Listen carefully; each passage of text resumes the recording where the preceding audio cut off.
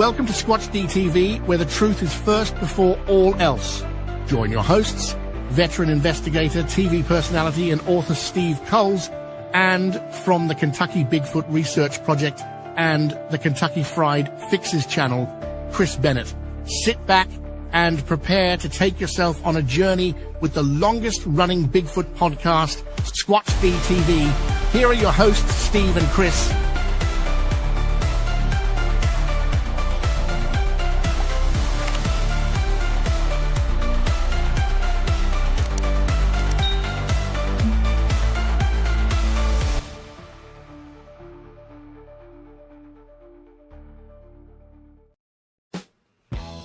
Hey everybody, here we are, Sunday night, 9 p.m. Eastern, well, a few minutes after everything goes on.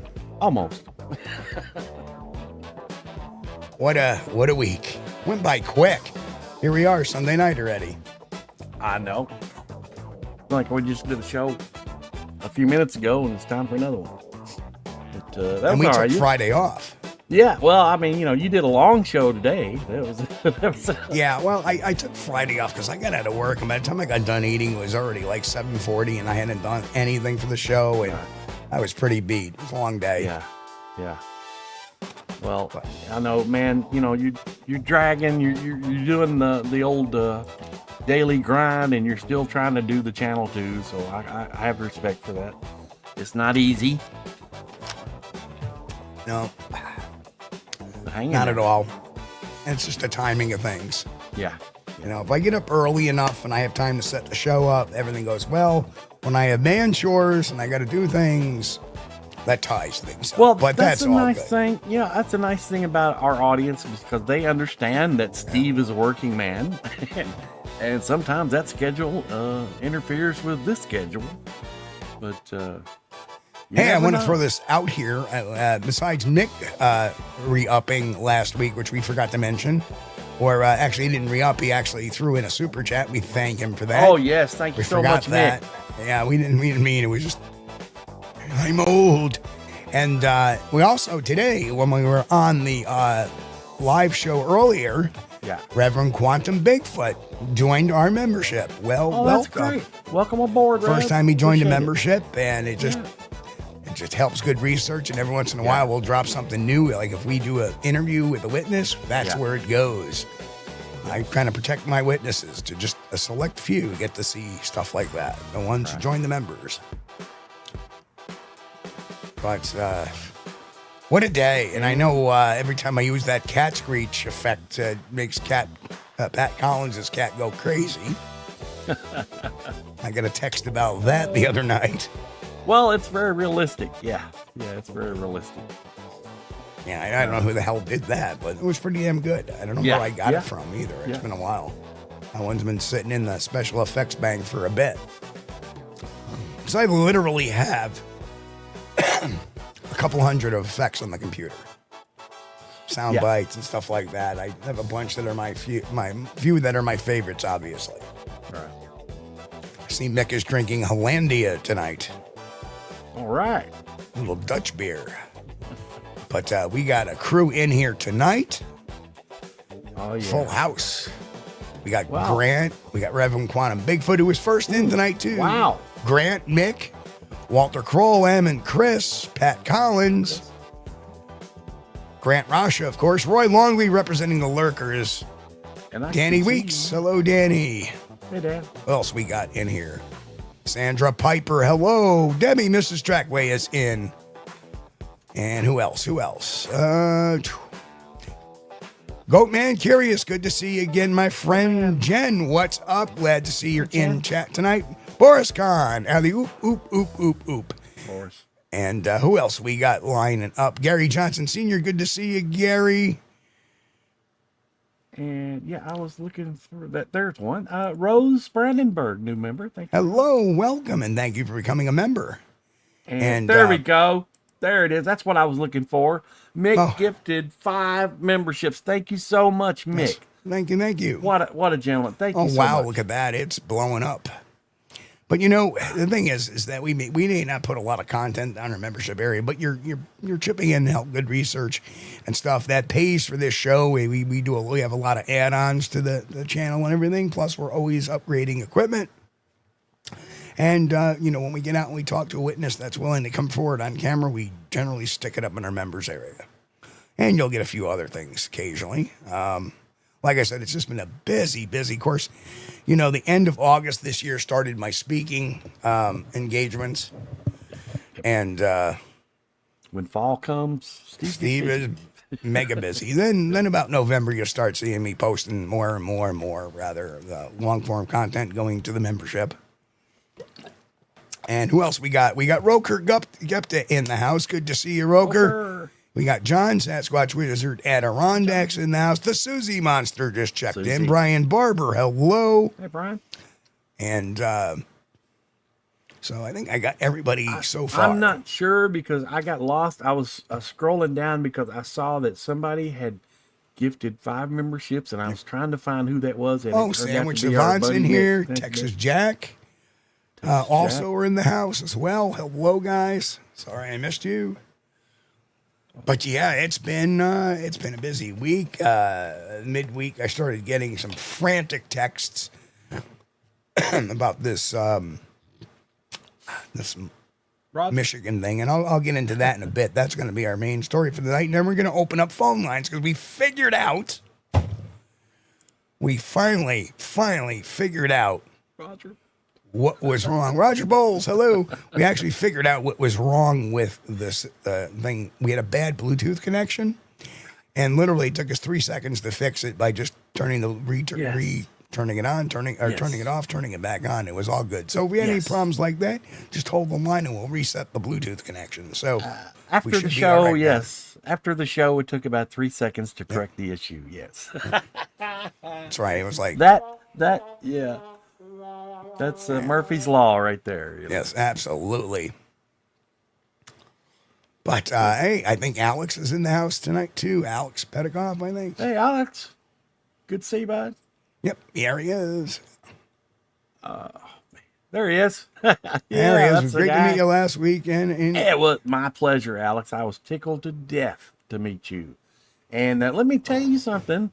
It's hard to get a place in line to visit Alex because, while we were there, we were kind of hanging back because, I was there with my youngest son, Andy.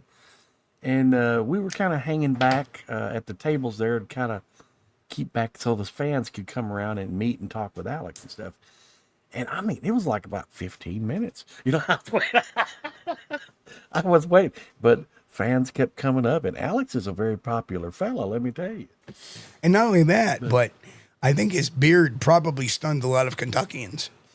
Oh, I mean, he fit right in, I thought, just as long as he doesn't speak, he looks like he's from Kentucky. We'll have to just send him a drawl. It was a good time. It was a good time was had by all. And I really enjoyed being able to get out and listen to some of these guys speak and listen to Alex's presentation. And like I already said last week, I'm sorry, I sound like a broken record, but he had a bunch of his photographs that he shared from the Alaska investigations. And, I just absolutely, when we had him on the show and he was sharing some of those here, I was just absolutely blown away by the cinematography of every shot is like, oh my God, I'd blow this up and hang this in my home. This is gorgeous, beautiful. Can't imagine living in a place where you could wake up and look out the window and see that every day. Awesome. Mike Patrick in the house as well. Hello, Mike. Alex said if he stayed here for a few weeks, he'd definitely come up with an accent. Yeah, it rubs off on you, Alex, whether you know it or not. It does. Oh man, whether you realize it or not, it rubs off on you. Well, thank you, Walter. We're going to be talking about that in a second. But Walter just said, I don't know if I got Steve's participation in this afternoon, but he was awesome. Thank you so much. Yeah. Of course, I enjoyed it. Something I always says creates a little controversy amongst somebody, but Bottom bottom line is we can always agree to disagree and just move on from there. It's nothing personal. That's right. Nothing personal there. I enjoyed the presentation done on the Patterson-Gimlin stuff today, and I did not catch it all. I joined late, but I was listening. I was lurking. Okay, but there was one point in the conversation where I couldn't stand it because a lot of the critics of the Patterson-Gimlin film, and especially the skeptics, have buried the information about the trackway measurements. And a lot of them, you ask, well, were the trackway ever measured? And a lot of them will say, no, I don't think it was. And the reason why they'll say that is because they don't want you to know what those measurements were. And I'll tell you what, I looked this up several years ago. I mean, we're talking in probably 2012, 2013. It came to me, and I was like, I've got to know. So sure enough, and I found Bob Gimlin had given the measurements out. And I think it averaged between 44, the stride of the length of the stride. Yeah, Grant, I sure did. But the length of the stride from the Patterson-Gimlin trackway averaged between 44 and 46 inches.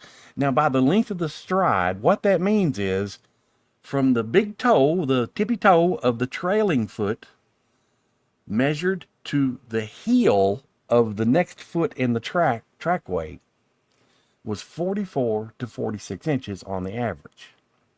They're not going to be exact because we're talking about a living being.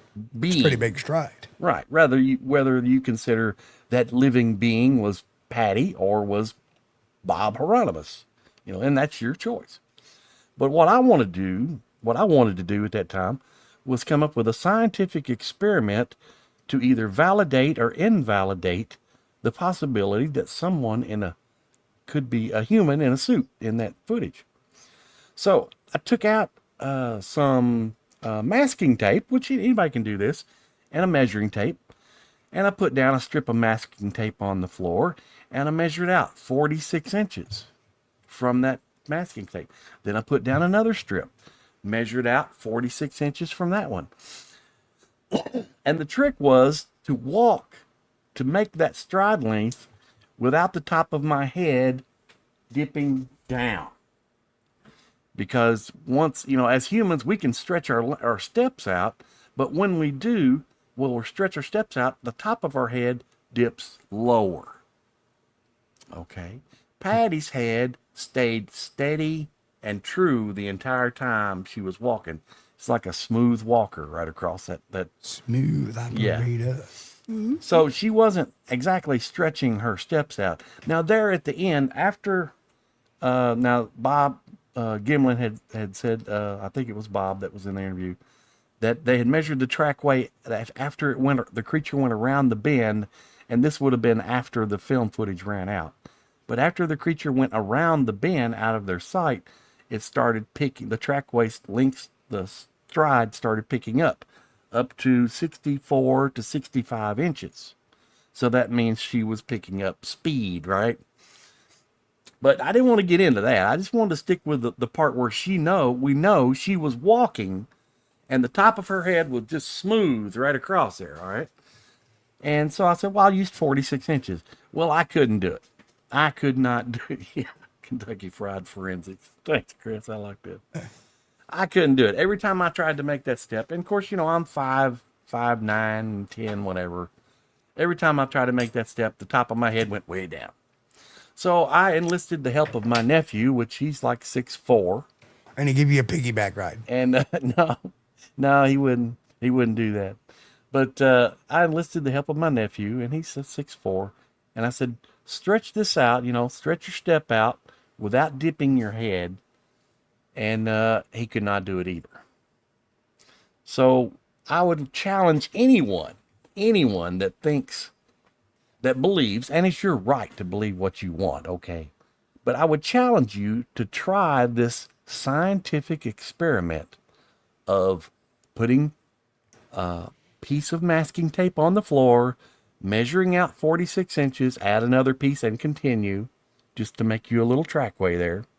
Film yourself from the side walking and watch, does your head bob when you make those steps? Or does your head stay smooth and level, even like Patty's did? Try it. Yep. And Exactly. let me know what your results are. Exactly right. Now, the amazing thing, too, is the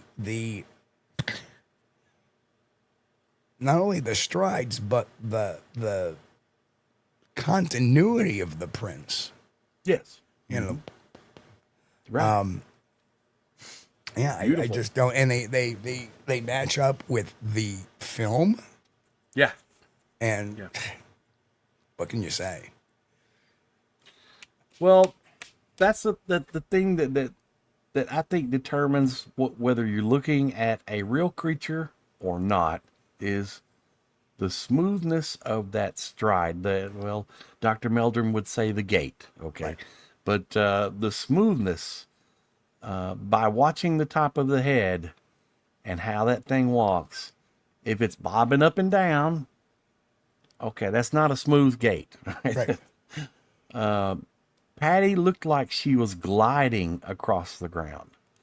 A good friend of mine had a sighting here in Kentucky.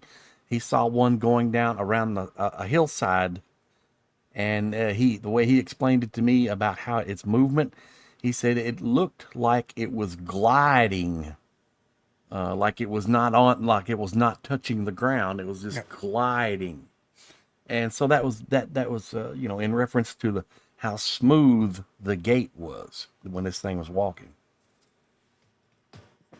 Yeah, Bill says that's called the compliant gait. Yes. Very smooth. Smooth operator. Do it like Jackie Gleason. Smooth. So, another big announcement coming up. And if anybody didn't catch that mini-con, it is available on our channel, so you can watch it anytime you want. Also, coming up on 11/11, The Siege of Ape Canyon by Small Town Monsters. Oh. And I've seen the trailer, and it looks awesome. It's directed by Eli Watson, of course, executive producer Seth Breedlove. That's going to be a good one. It's going to be available on Amazon and Vimeo, I believe, beginning on 11/11/25. Oh, this is going to be cool. I always love the Fred Beck story.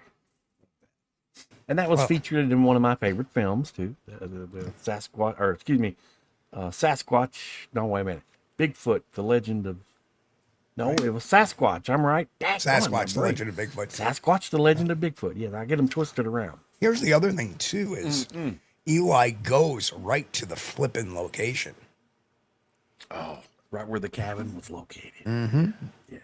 And I would assume there's going to be some investigation going on there as well. So I would love to go there. I would love to visit that site.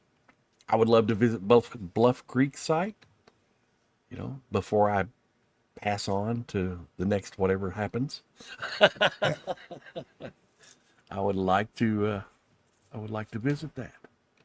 Yeah, so that, check it out. Just Google it. The trailer is on Facebook now, so you can if you just Facebook search The Siege of Ape Canyon, the preview will be on there.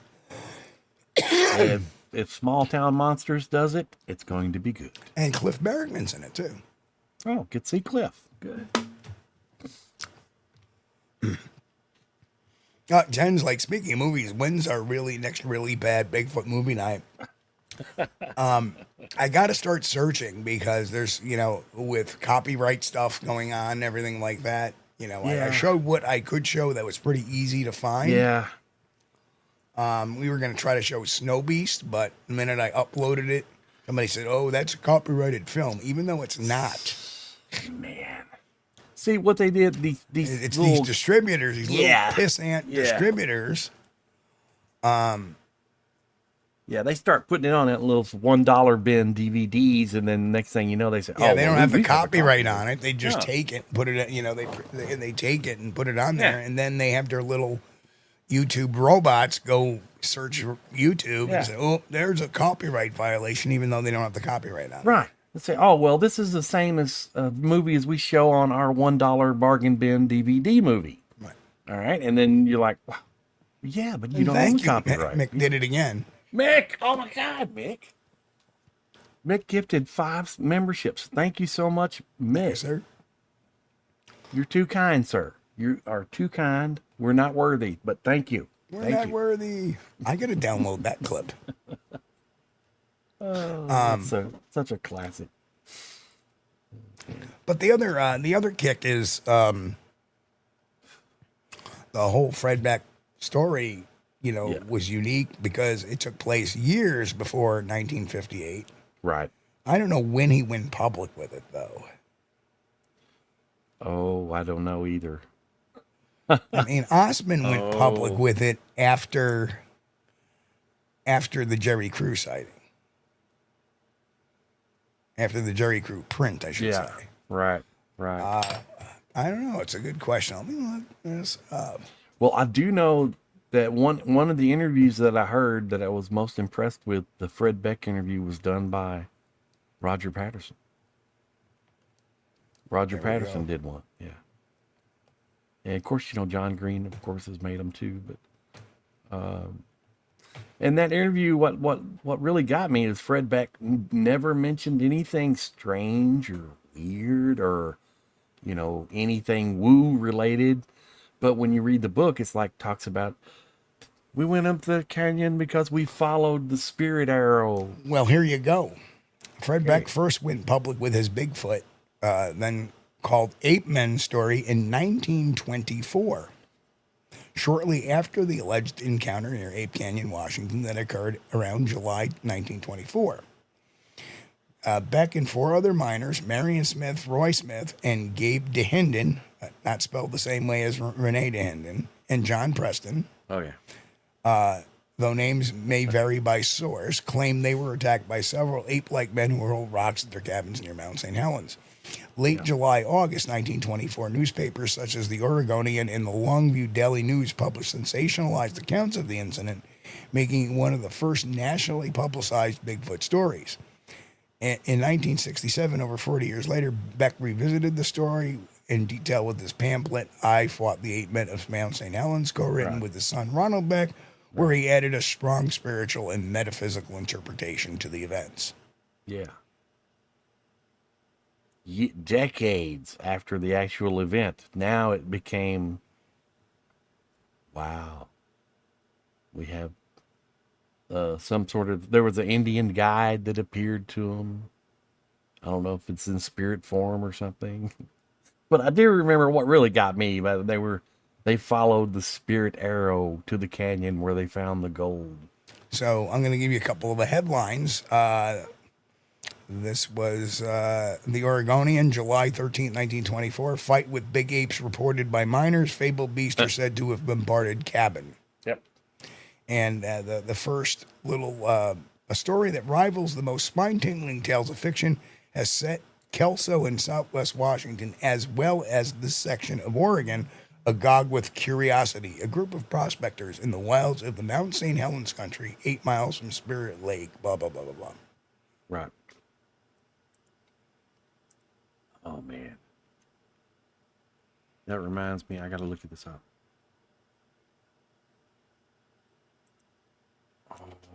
Oh, wait, I got it. Oh. You got it? Mm-hmm. So, you're going to like this, folks. This is pretty awesome.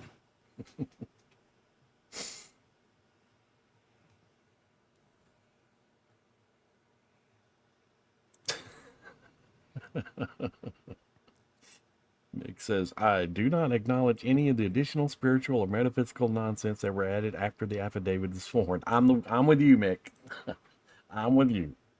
I'm pretty sure that all that stuff was added in by his son who helped him write the book. But I can't prove it. All right, that's just my opinion. And there it is. July 13th, 1924, all the way to the far left. Fight with big apes reported by miners. Fabled beasts are said to have bombarded cabin. One of the animals said to appear like huge gorilla is killed by party. Stranger story to come from the Cascade Mountains was brought to Kelso today by Marion Smith and his son Roy Smith.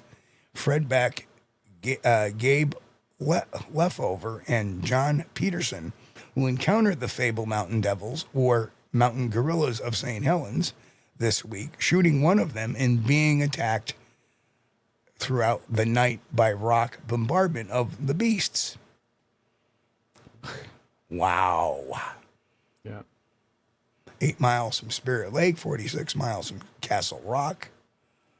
The huge animals, which were about 7 feet tall, weighed about 400 pounds and walked erect. Smith and his companions declared that they had seen the tracks of the animals several times in the last 6 years, and Indians have told of the mountain devils for 60 years, but none of the animals had ever been seen before. So they know about them. So that was 1924. 60 years would have been 1864. So there'd been, reports of mountain devils since about around 1864 from the Native Americans there. And the United States wins the Olympics. Great, wonderful. That's over there. See that? American athletes first. That was big news in 1924. Yeah, sure is. Now everything is so commercialized. Brian Barber says, "Do you believe the Ape Canyon incident happened with or without the woo?" I have an inclination to believe it did. I think it did. And the reason why, there's so many witnesses. I mean, if you look at this article, Fred Beck is not even the first one named, not the second one named. Right. He was the third one named. Right. And there's the 5 right there. Beautiful. Yeah. And I don't know if any of the other guys ever had written anything about it, about the experience, because Fred Beck is the only one that I'd ever seen that had released anything. And his little... Yeah, well, it's a book, but it's the length of a pamphlet. All right. But his son helped him write that.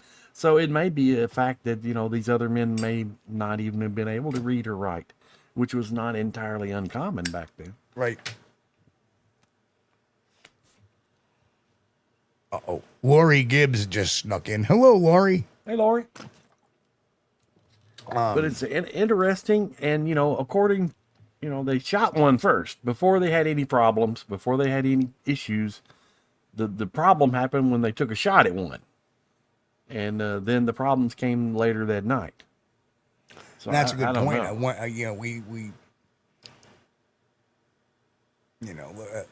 100 years, we basically had to rappel down to the remnants of the cabinet site because the eruption of Mount St. Helens changed that area geographically. Yeah. So 11/11/25. It's on my calendar. I'll be checking that off to. Lori lives near Ape Canyon. Cool, Lori. Awesome. Now, here's the other thing too is, there was a youth sports collective named the St. Helens Apes, and that's how Ape Cave got named. Yeah. And a lot of people speculate, including that's how Ape Canyon got the name, was not because of Sasquatch, but because of this collective that used to do a lot of activities in the area. It was like the Boy Scouts. It was like a little... Yeah. And they called themselves the St. Helens Apes. They were a youth collective of foresters that used to go in there and explore and do all kinds of neat nature stuff, I suppose. My goodness, what a coincidence. Why would they call themselves apes? Well, I wouldn't necessarily, that's what I thought. They were assaulted first. The big guys are always peaceful. Yeah, I think that's true. I think it is, Mike. I think if you don't start, nothing won't be nothing. I think that's the way their philosophy runs. Although with a wild animal, never trust one. No. Never trust a wild animal with your life. Never. But may have taken their name based off of ape legends, maybe. But then again, apes weren't really known until the mid 1800s. So who knows? I wish there was something we could find that would discern that down about the St. Helens apes. Right. Yeah, that ape cave thing is supposed to be a big tourist attraction too. So that would be one of the things I'd want to do while I was in the area. Right. Trying to get the rattle out of my earbuds. Uh-oh. No, it's just a little, nothing that I'm not used to anyway, so. But, yeah, that was portrayed in that movie, Sasquatch, the Legend of Bigfoot. And, boy, I was like, oh, my gosh, this is scary, you know. Especially when the dude's, like, you know, laying in his bunk and something reaches in the window and grabs him. Like, oh, that's the ultimate nightmare right there. You know, I didn't want to sleep next to a window after that. No, it was even worse for the Legend of Boggy Creek, where the hand came in and they tried to reach into the crapper. I was afraid to go to the bathroom. Yeah.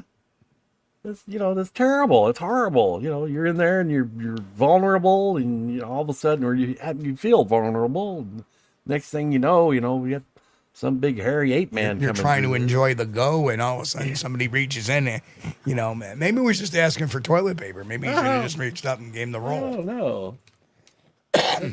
But yeah, they need to keep their appendages out of my dwelling. That's rule number one. All 5 of them. Yeah. Yeah, the main rule: stay out of my dwelling. And I don't even want them coming in the backyard. You know, no. So, all right, let's get on to our main event tonight. Yep. But, of course, look at the source here. So, Igor reads a story from that cryptozoology site, Boise Bigfoot, who we've featured them before on the channel. And they came out with a statement saying the Michigan DNR has officially confirmed a verified Bigfoot sighting in the remote Huron Mountains near Big Bay. Just after 1:30 a.m., 2 conservation officers on a routine patrol picked up a 7.5-foot figure on a thermal drone. Well, hold on. If they're on 2 officers are on routine patrol, why were they flying drones? Lori Gibbs, thank you. Thank you, Lori. Thank you for the $2. They're not Lori. worthy. Thank you so much. Yeah, why are they doing that at 1:30 in the morning, flying drones around? Right. Oh, this is just routine. Yeah. What? Then the officers launched the second drone. Wait. Come on. How many drones do they have in the truck? I mean, even our guys who have a pretty big budget only carry 1 drone, if they carry any at all. You know, they have a drone unit. Yeah. But anyway, bipedal creature walking steadily across a ridgeline before disappearing into the trees.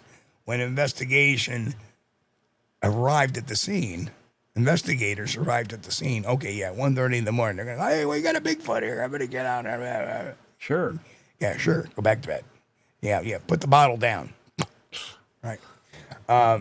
They recovered 18-inch tracks pressed deep into the damp forest floor and tufts of dark hair snagged on a broken branch. Oh, wow. Awesome. They got everything, the whole. They got the whole schmeckle. In the dark. Awesome, man. This marks the first confirmed sighting backed by video, physical evidence, and multiple trained witnesses. DNR has temporarily restricted access to the area while biologists conduct DNA testing on the hair samples. Officials have warned the public not to enter the area or attempt to track the creature themselves. And then, of course, DNR spokesperson, doesn't say whom, whatever this is, it's real and it's out there. Come on. This sounds like a movie script. Sounds like a bunch of horse shit. Yeah. But, again, Igor in the true spirit of they said it, so it must be true, post it right out there. And, the sad thing about it is we live by just because somebody says it so doesn't make it so. Right? And here are your pictures.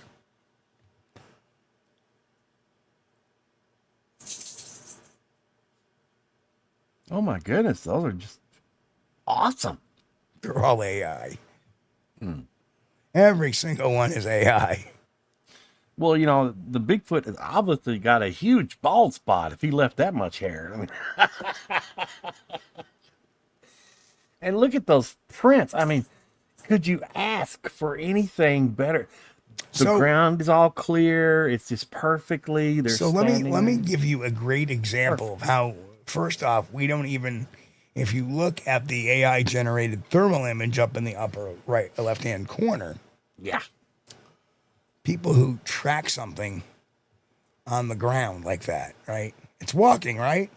Where are the tracks? Yeah. Because as the heat comes up, it still leaves a heat imprint on the ground. Yep. That you will see. I remember the first thermal I took of, with my new thermal, the old one that you plugged into the phone. Right. I was taking a picture of, Watson. Right. And he's running along the floor, and as he's running along, you can see all his paw prints. Yep. Right? And the prints are too perfect, and they're too close together. Yeah. When you stand that tall, your feet are a little bit wider apart. Yeah. Right? Too perfect. And if you look at them closely, there is no direction of travel. And that tuft of hair, well, that could be anything on a stick. How did that tuft of hair get on the stick on the ground?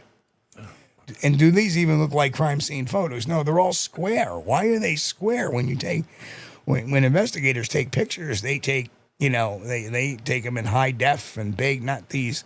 Yeah. But what does create squares like that? AI. That's Bing Images right there. That's the typical or ChatGPT or any of your. They don't do 1080 by, or whatever the 1080 range is, or the 1920 range. For that, you take a photo like that and you have to upscale them.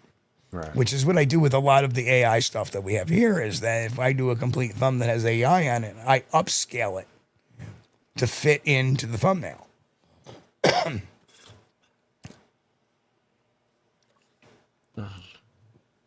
They'll probably pick up on that, Grant. They'll probably add that in later. The story will get better as they, add more, can think more to add to it. Yeah, well, the giveaway is there's no footprints. You would see a trail of footprints behind the Bigfoot because they would create heat impressions as it hits the ground. It's not that cold up there in Michigan, at least not the day this happened. It looks like he lost his toupee. Excuse me, sir, is this your sagittal crest?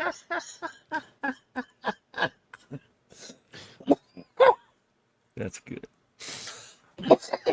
Yeah, I'm pretty sure that he would have a very large bald spot if he lost that much hair all in one spot.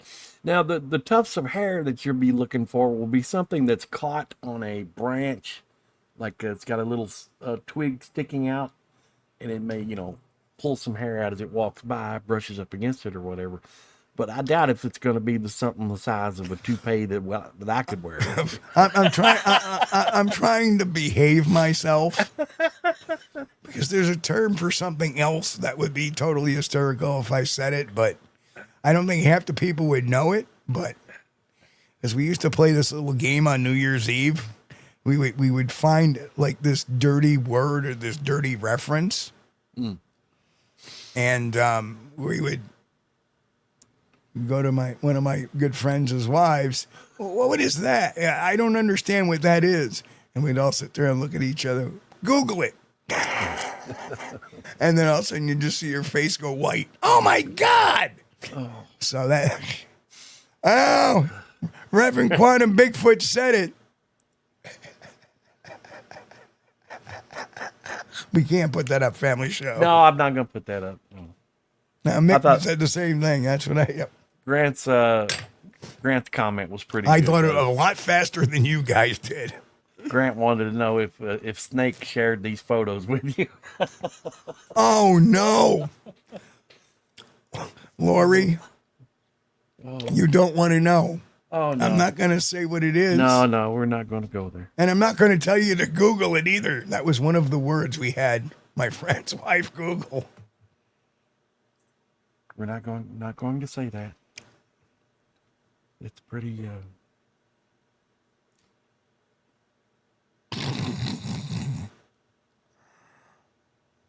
That's right. It's better not to know. Yes. I agree. Grant says, don't search for it on a work computer.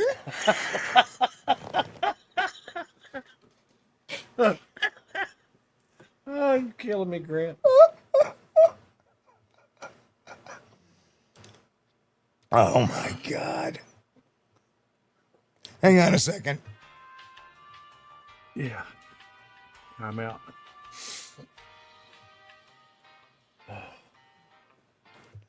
Yeah, last thing I want to see is woman fired for looking up something on the computer that she shouldn't have after watching a Squatch-D TV show.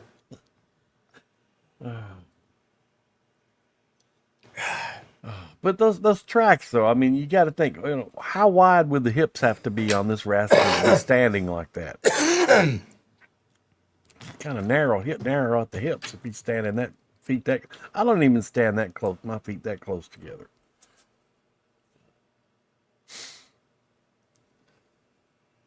Wow. Maybe he had to go to the bathroom real bad, and he was kind of putting his feet together, trying to hold it. I don't know. So, but even so, it just getting back to the serious, it just goes to show that, how much credibility can a guy throw out even more after answering a phone call for, with Bigfoot, then showing pictures of Bigfoot driving a tractor and learning how to drive a car, and now he's just reposting internet garbage without any critical thinking whatsoever. All this is AI. Oh, you can tell by the pictures. Yeah. Oh, man. So, yeah.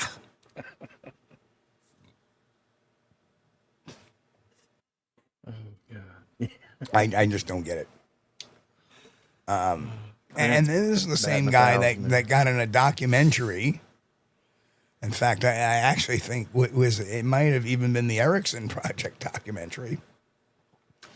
But there he is. I watched some show. It wasn't the Erickson Project. I'm sorry. But I was watching some show.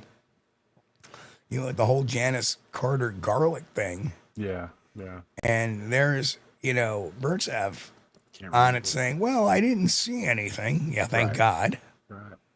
But I believe her, and I believe there's something here. Based on what? Based on what? Where's your scientific method? Where's it? You didn't find any evidence? You didn't see it? You didn't find any evidence? Then how can you say it's there? Other than, I believe her. Ugh. Oy vey. Oy vey. Well, the thing about Miss Carter is, she may have thought she had these experiences, and you have to give her that. But is it likely that Bigfoot come and knocked on her back door and asked for fresh garlic because he didn't want the one in the can? Not very likely. You say that they speak English. So if she believed what she saw, then she was a pretty sick woman. But the thing is, she could turn it off and turn it on, and now they're not with her. But one time they followed her to the Ohio Bigfoot conference. That one time, that was the thing. Come on, After that's she sold, beyond, I think, being nuts. I think that's just out and out dishonesty. Let's face it, she knew Mary Green very well. She was kind of, mentored by Mary Green, and Mary Green, who had all these Bigfoot things. God rest her soul. I don't mean to speak ill of the dead, but I'll speak fact here. She's another one who claimed a lot of different things that had occurred, taking a lot of blob squatch pictures that said they were Bigfoot. Could never get a close-up shot despite having a personal relationship with some of them. And she was Janice Carter's tutor. Well, so then Janice Carter goes off to her own farm in Tennessee and starts having the same thing happen. And, if you ever saw, and I remember if you ever watch Not Your Typical Bigfoot movie, you see Dallas Gilbert go down to where Mary lived, and Dallas subscribed to a lot of her malarkey.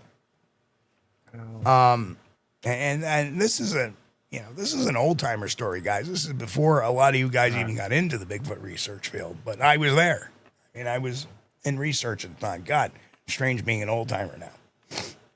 But Janet, Dallas goes down to there, and you can see that what Mary has there is a cult following. She's got the room surrounded by people that are hinging on every word about Bigfoot. And, oh, my God, you're so incredible and, such a leader. And then there's Mary giving him, like an award, like a plaque or something. Right. Now they're both gone, but that temperament still exists today in the Bigfoot community in certain circles. You have these people that are cult of personalities. Oh, yeah, I talk to Bigfoot every day. And it's kind of changed a little bit because it used to, without the internet as it being as prevalent as it was. Yeah. Aside, you couldn't set up a GoFundMe or anything like that. There was no such thing as YouTube or Facebook then. So a lot of that support was out of pocket directly. And then, now, today, that's why you have GoFundMes. You have a cat veterinarian who came out with a very poorly done unscientific study, did not follow any protocols, later charged and found guilty of professional misconduct and negligence in a court case for DNA findings.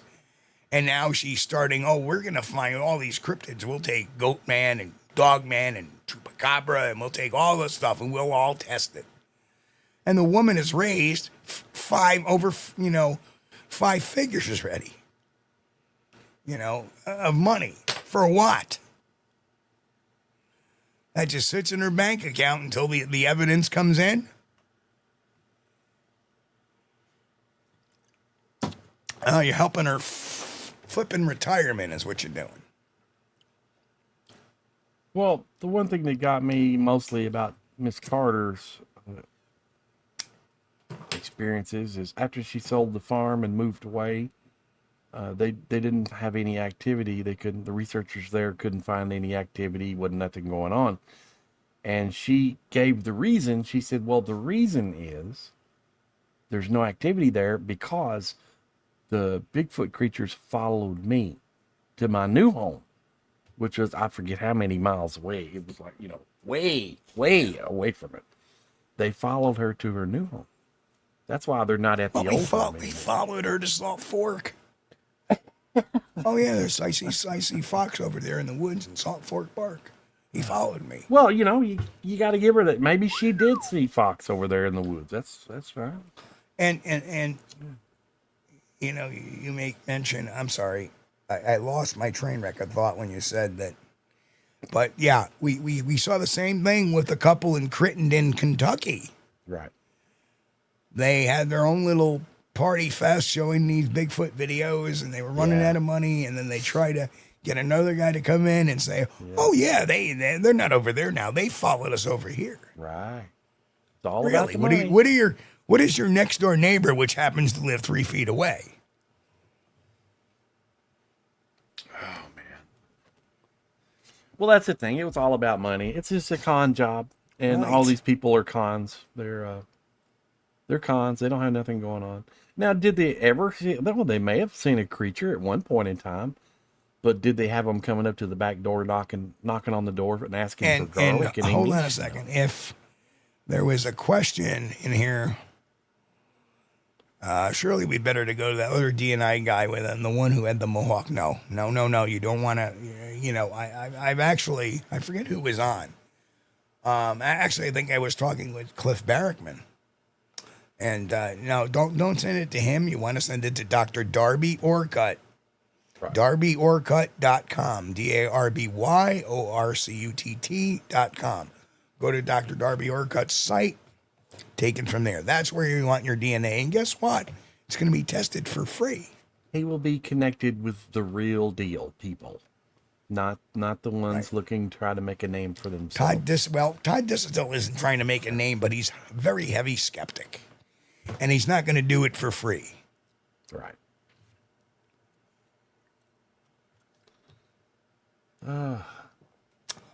So but a lot of these people, you know, they create a con and then they make money from it.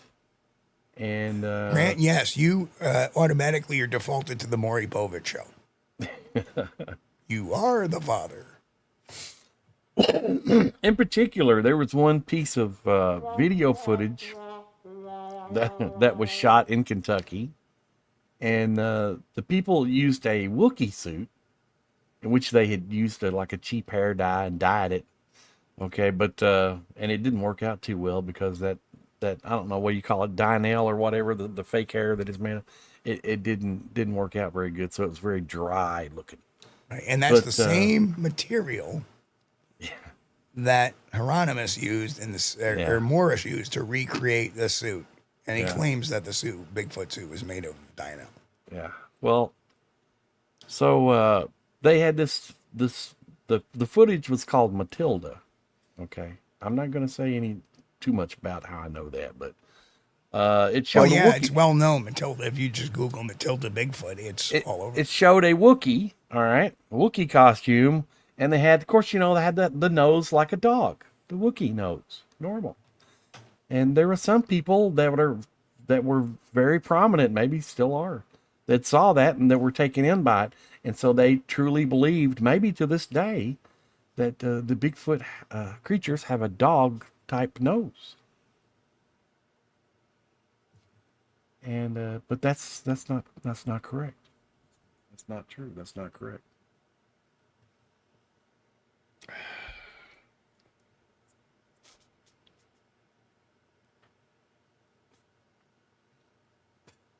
So in case people were wondering,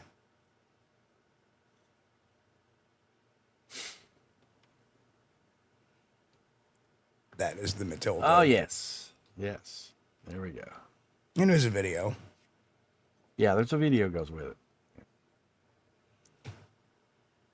Yeah, Matilda was little black paint on the Wookiee fur, and you have a where are the eyes? Yeah, it's kind of brushed down there, you know. And even there is a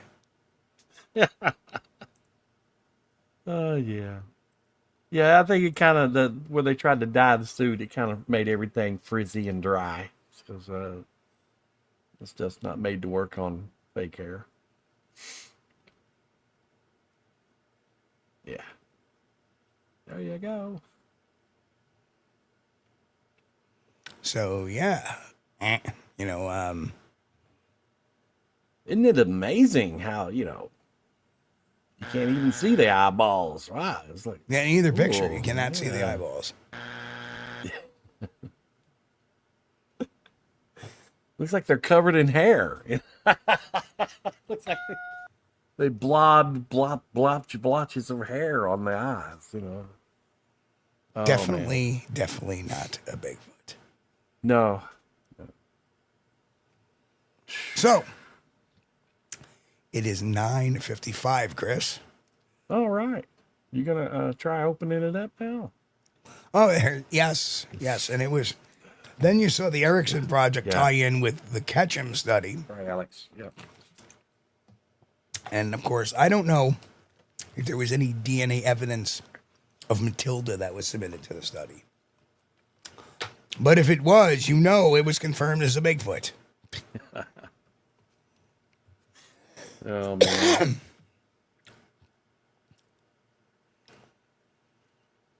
Usually the people that are looking for money.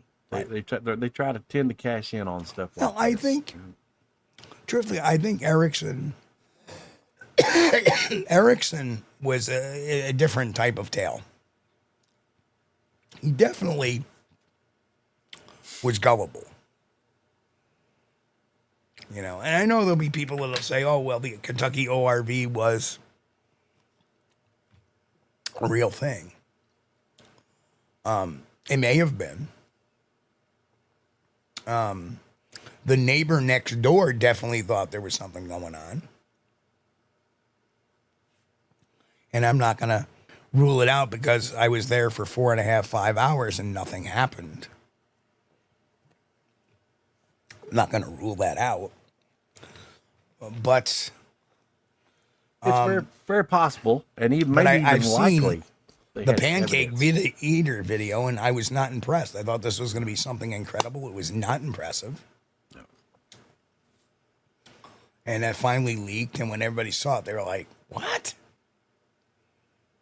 Kind of looked like the Ivan Marks Bigfoot with the big head. You know, I kind of think they may have started out, they actually had some activity, and then it probably stopped. And then instead of, you know, they didn't collect any evidence from that real activity they had. So they started creating evidence. For profit. I don't know about that. See, and this is the reason why, because you just don't turn around and start hoaxing shit because all of a sudden, hey, there's money in this. You're either going to do this at the outset or not. You know, I think that they had, I don't know. I just don't know. And I don't think the wife had much to do with it because the strong, dominant person in that family was the husband. He was a nasty guy and a con artist. I can say that without reservation. I'm not naming him, so I can say that. But yeah, he was trying to get money out of somebody. We all know who. Joan, get me a Snapple. And, you know, with the claim of, and, you know, believe it or not, Joan, get me a Snapple. Was thinking about paying him if it lined up. He just wanted the ducks in a row. And, you know, and yep. Again, I'm the good guy in the fight saying you don't want to do that. This is all bullshit. Right. You want to just pull and yeah. And we were set up by that guy's cousin. Mm. And then we wondered why we were being followed. We wondered why we were being spied on at the hotel because they had this communication going on. Right. And that the spy wasn't there when the cousin was there. That's another interesting point too to make. Mm. But yeah, really, I mean, these are tales of old, folks. These are some interesting times. I think, you know, Adrian Erickson was not part of any hoax. I don't believe. I think he was the money man. He was funding a lot of it. And when you know, that's what he could do. He hired Dennis Foll, right. who is a really good Bigfoot researcher. He hired Dr. Leela Hadj-Sheikh, who was a double PhD in ecology and biology. Right. And these are top shelf people. Yeah. And, you know, according to Dennis, he had something happen to him in Kentucky. And, you know, apparently Dr. Leela Hadj-Sheikh was behind it too. So I have no real bone in the fight, just what the hell happened. And what happened was this. Was prior to the Ketchum study coming out, right. He tried selling his documentary, The Erickson Project. Yep. It was 4 hours long, and it consisted, and this is what I have heard.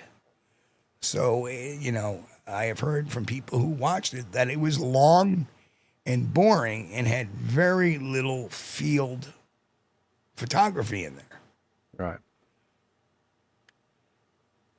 Except, okay, now you got the Matilda video, which turned a lot of people off.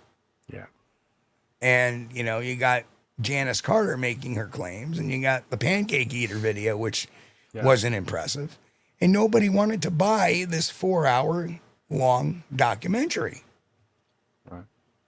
And Alex wanted to know, so do you guys recall where in Kentucky they claimed the Matilda stuff was going on? Now, that location, well, yeah. Chris, that location was never given out, man. Chris, I think Matilda was Canada. The Kentucky stuff was Crittenden, and that was the Pancake Eater video. Matilda was from Canada, and it was from another researcher who had some very questionable leanings too. Okay. That's what I can recall. I was thinking Matilda probably came from the same area. No. Kentucky. Matilda was from Canada because he had purchased and spent a lot of money. He bought the house in Crittenden out from the original owners and bought them a new house. Right.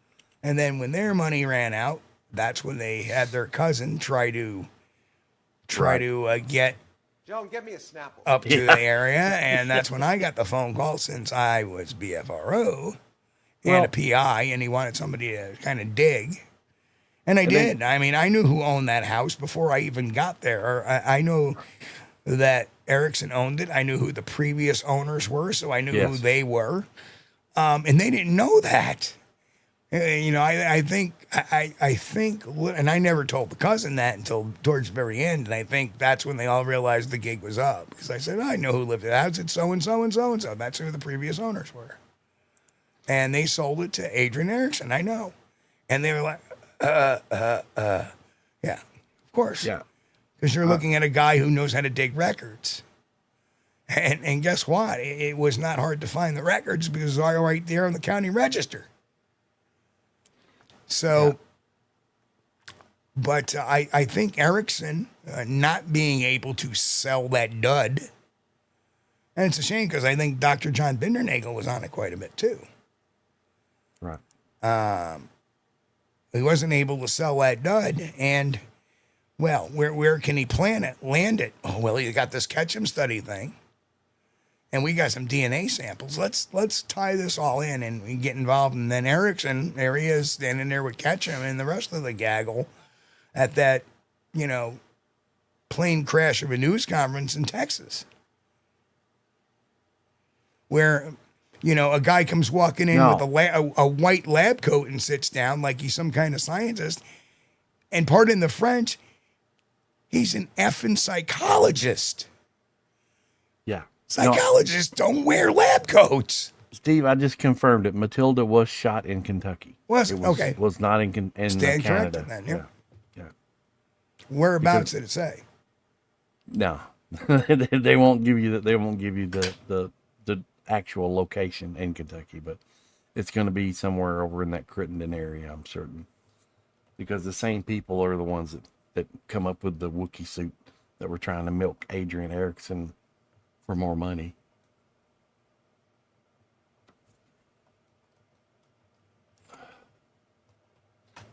Yeah, it was announced during the press conference in Texas that footage, Matilda, the sleeping Matilda. Okay, confirmed. Confirmed. Yeah, that she was from Kentucky. Okay. Or it was taken in Kentucky, but the alleged Bigfoot figure was shot. One blog mentions the previous owners of the home who sold it to the Erickson Project filmed the footage on a forest in the forest and the farm in Kentucky. Yeah. That would be them. Okay. That was all about more money. That was credited. Yeah. Right. Yeah. But they won't give you an exact location, but it's going to be over there in that area. Right. Yeah. So there you have it. So that was part of the Crittenden. Yeah. Yeah, that was the same crew working together. And there was, there was footage of it walking through the woods from a distance. There was footage of it sleeping during the day, which was really close up too.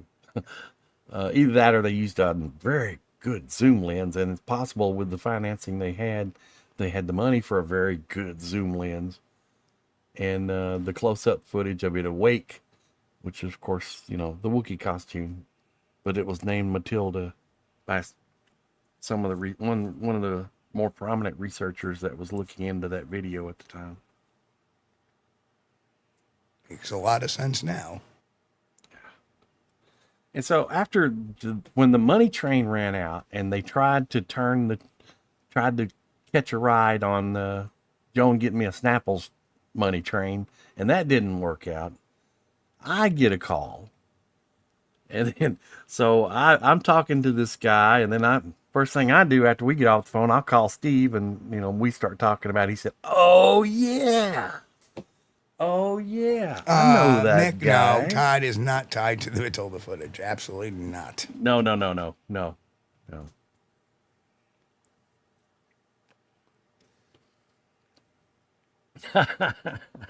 Well, other than that's just where they announced they'd taken it, Mick, and it was from supposedly the farm that Adrian Erickson had purchased to collect. It wasn't even really a Bigfoot farm; evidence. it was a house in Kentucky. Yeah. That had houses pretty close next door to it. Yeah. Yeah.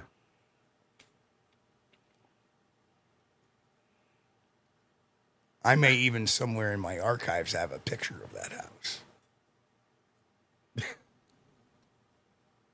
If it's not on a hard drive that crashed.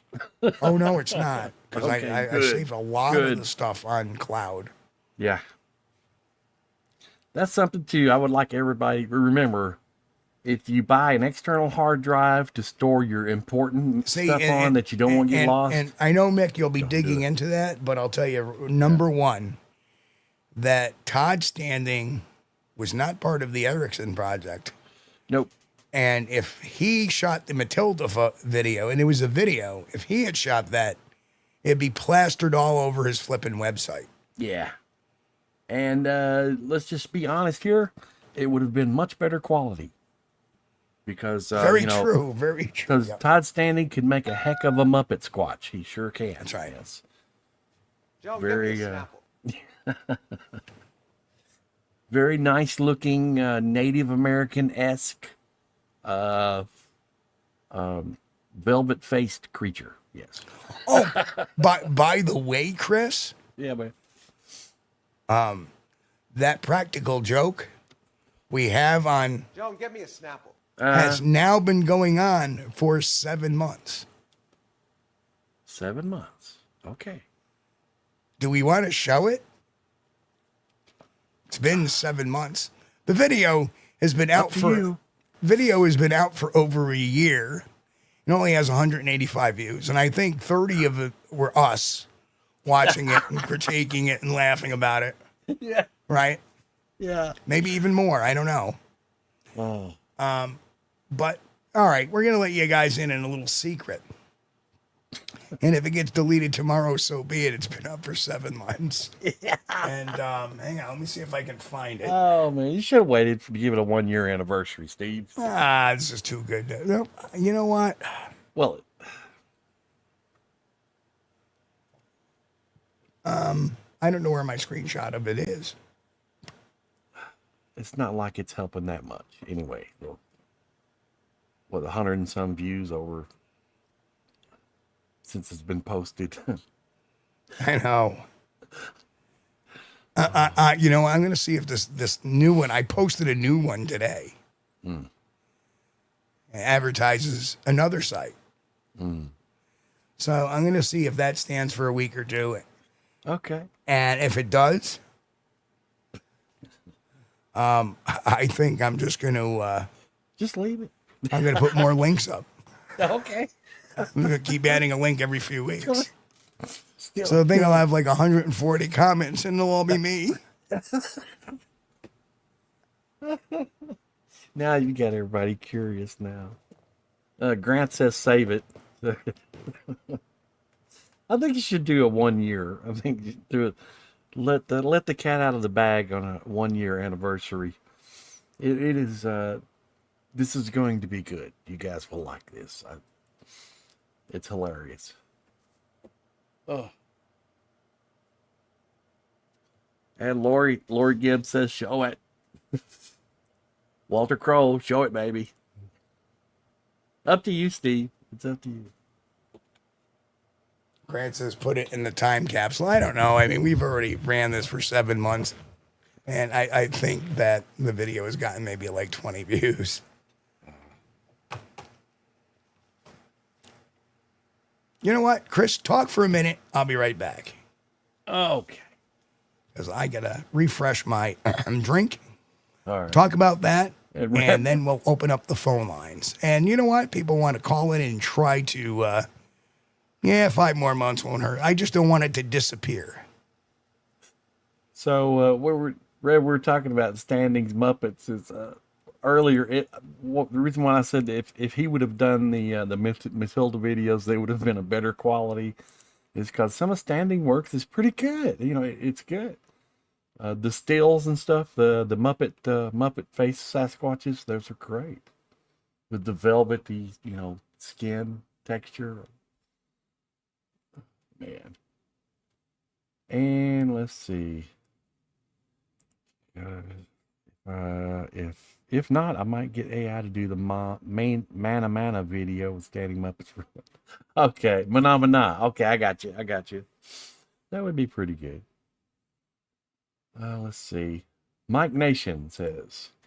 Mike says the closest I ever got to these guys might have been 250 yards, maybe. Yeah. Mike said some people have a close encounter. They're out in the hiking along in the forest, walking down a trail or off trail, whatever, and they pop around a bend and boom, there he is, face to face, or 15, 20 feet. But now I'm pretty sure that those guys that were doing the Erickson project had some very nice telephoto equipment, so they could possibly zoom in from a long ways and get that kind of quality. But remember what the kind of quality we saw, even when they got a close-up of it, was like, oh, that's pretty bad. It would have looked better if they just left it from far away, because once you get up to close-up view, you're like, dude, that's a Wookiee costume. What are they trying to pull? Oh, man. Grant says 5 months. I don't know, Grant. He's working on it. I don't know if he's going to do it or not. Walter says put it in the member section. Oh, man. I think he's going to release it. I think so. If he can find... Oh, man. And Brian says, is the phone line open? Steve? Not yet. Have you got it open? Okay. It'll right. be just a few minutes, Brian.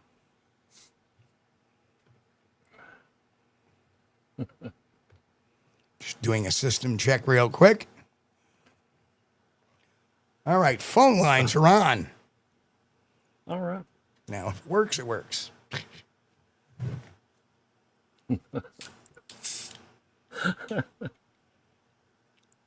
Oh, man. You guys killing me.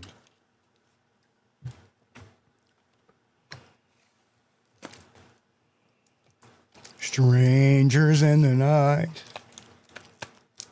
Calling into the show. I had to think for a minute, though, when the Red first brought that up. I haven't heard that in a long time. It would help if you put the phone number up, wouldn't it? Oh, yeah, let's do that. Manamana. There it is. Jam into that when I was a kid. Sesame Street. Okay, 231. Let's hope this works. Oh, hang on, I didn't answer yet. 231. Hopefully, you're on the line. Did it work? Am I on? You are on, and we have a loud and clear connection. Hello. It's working. Oh, we are smoking. We can actually hear you clearly. I have a question for you guys. Fire away. Well, actually a couple. Okay. Tomorrow night, I know you guys have had some questions regarding MK Davis and some stuff he saw. I have him on a show. Is there anything you want me to ask him? I personally don't. I think he has a stand on things, and he's explained them, and I've debunked or debated them. So I really don't have anything to ask him, other than how's his health doing, and I'm hoping he's doing well, because it's nothing personal. I just don't agree with him on his material at all. And especially like the whole fence walker one, I was there too.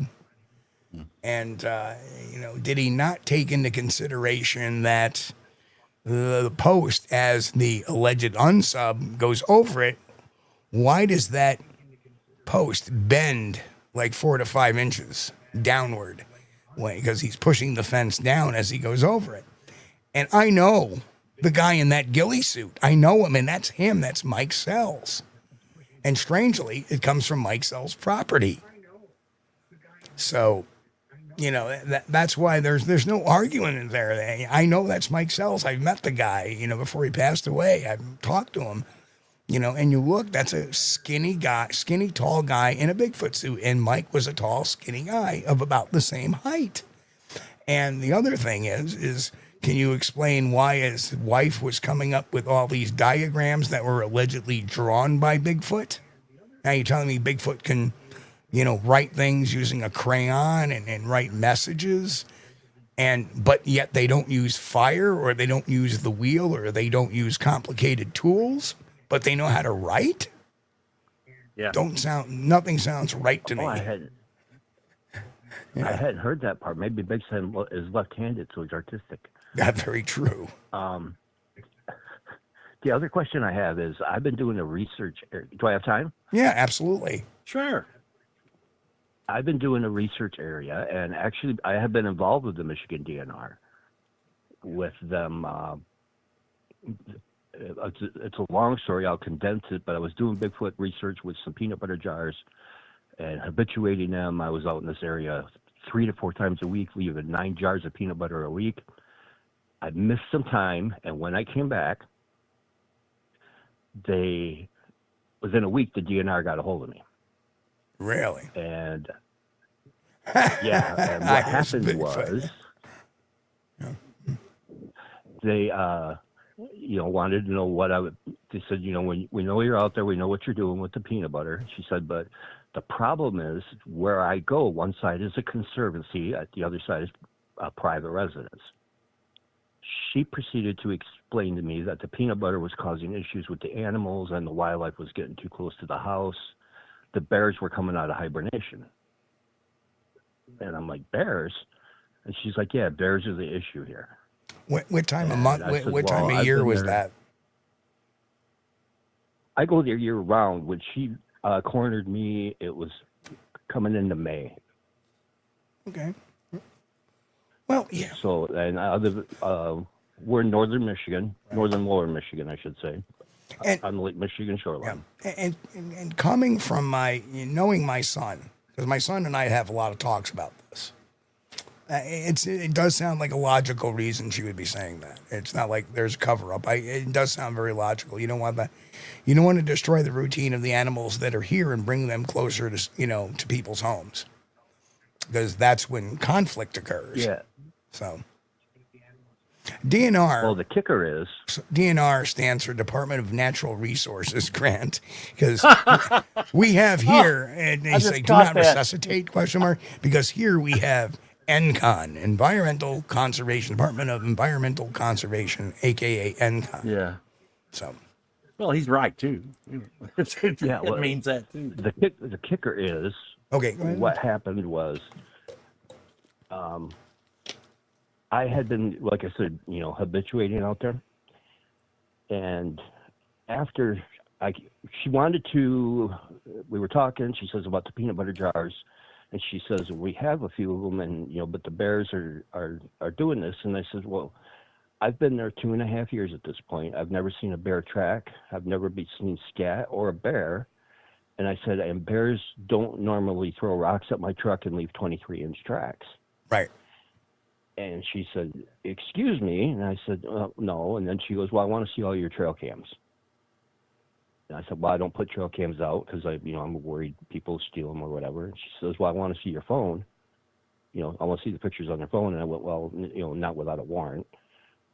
And she goes, well, they don't want to kick you out, but you can't be putting peanut butter out. You can't be feeding the bears anymore. So then she says, get everything cleaned up. And I knew 2 of the people who had residences out there, and they came out one day while I was cleaning it up, my feeding stations. And they apologized for it. She said, we called the DNR because, we were having issues. And I'm like, well, you had my phone number. Why didn't you call? And she says, well, you're 6 foot tall. You're 200 and some pounds, and you carry a gun. We didn't really want to talk to you, depending on how you felt.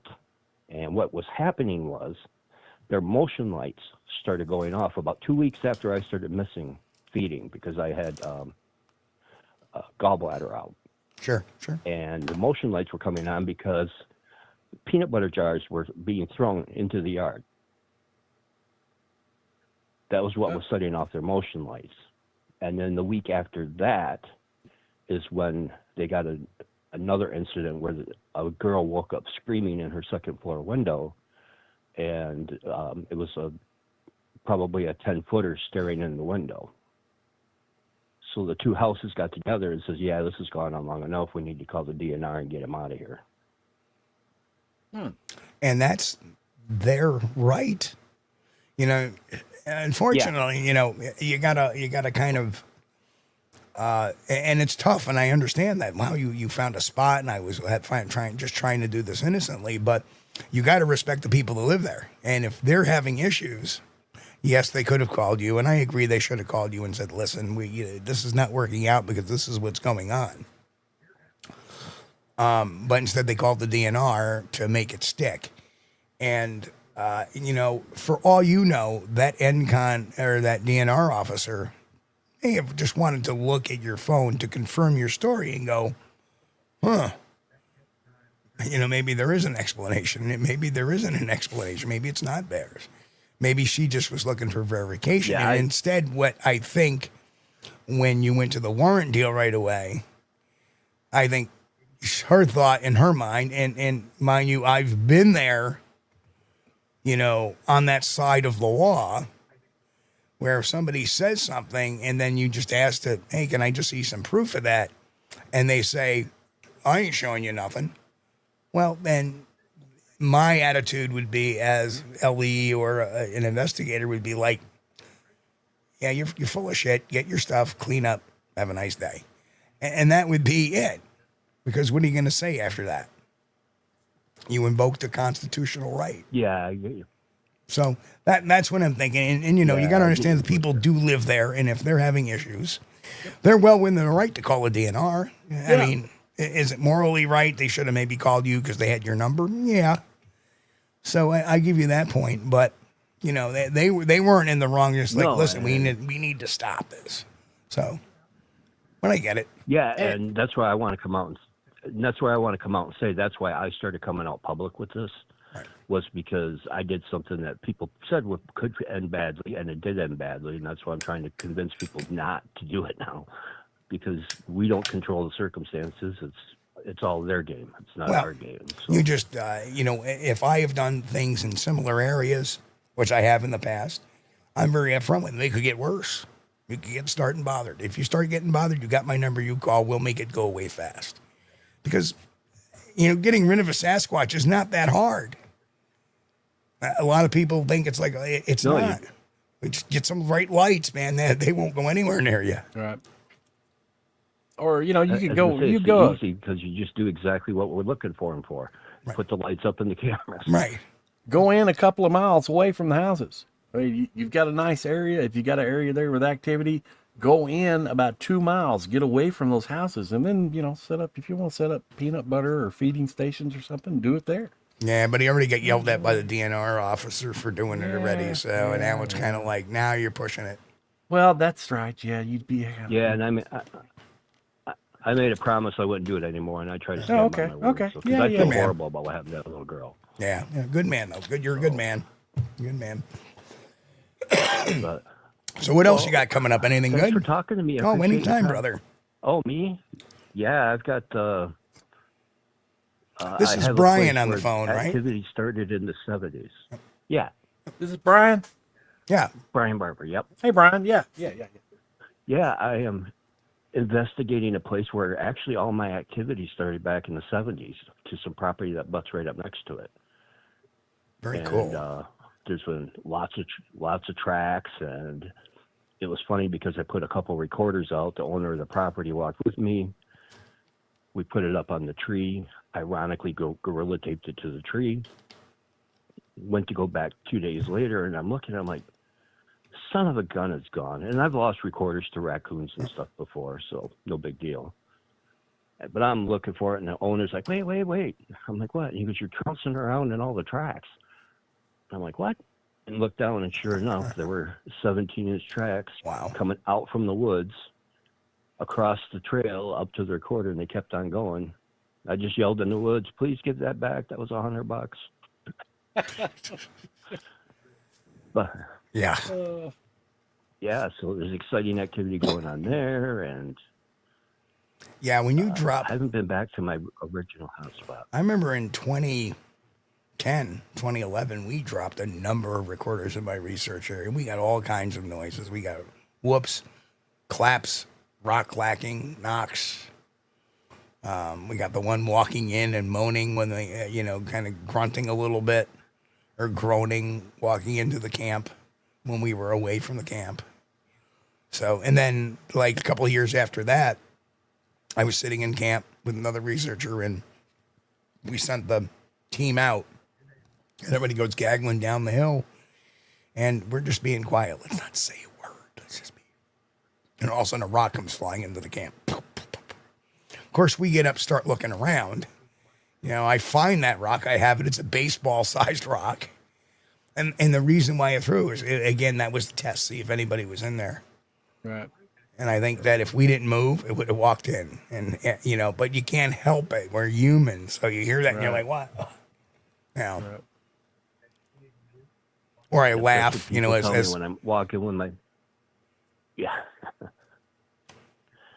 There's I